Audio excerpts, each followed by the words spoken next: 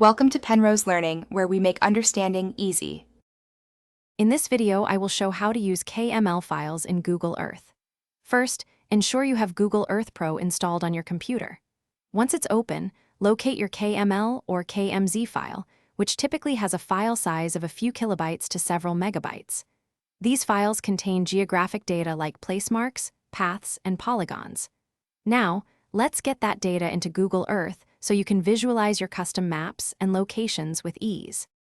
To import your KML file, simply click on File in the top left corner of Google Earth Pro. From the drop-down menu, select Open. A new window will appear, allowing you to browse your computer. Navigate to where your KML or KMZ file is saved, select it, and then click Open. Google Earth will then process the file, which usually takes just a few seconds for files under 10 megabytes. Once imported, your KML data will appear in the Places panel on the left side of your Google Earth window. You'll see a new entry, often named after your KML file. Click the checkbox next to it to make its contents visible on the globe.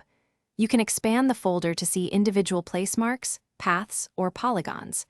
Double-clicking on any item will instantly zoom your view to that specific geographic feature, offering a detailed perspective. After you've explored and perhaps even modified your KML data, you might want to save your changes or share it with others.